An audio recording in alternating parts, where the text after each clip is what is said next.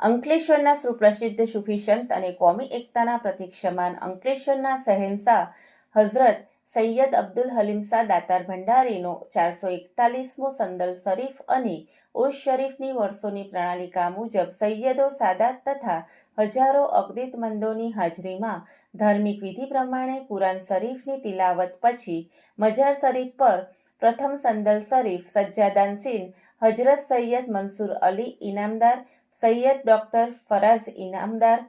સૈયદ અબ્દુલ કાદિર બાવા, સૈયદ મોઇન બાવા, સૈયદ ગ્યાસુદ્દીન બાવા વગેરે સૈયદો સાદાતના હસ્તે સંદલ શરીફ દુરૂદો સલામ સાથે પેશ કરવામાં આવ્યું હતું અને અકદીતમંદોની હાજરીમાં ઉર્સ શરીફ ઉજવવામાં આવ્યું હતું. આ પ્રસંગે તમામ સૈયદ સાદાતો દ્વારા કોમી એકતા અને ભાઈચારો તથા દેશમાં ચેન સુકૂન અને સમૃદ્ધિ અને ઉન્નતિ માટે દુઆઓ કરવામાં આવી હતી. આ સંદલ શરીફ તથા ઉર્સ શરીફમાં Kasbatiwad young committee, Kagdiwad young committee, Bhatwad young committee, સેલારવાડ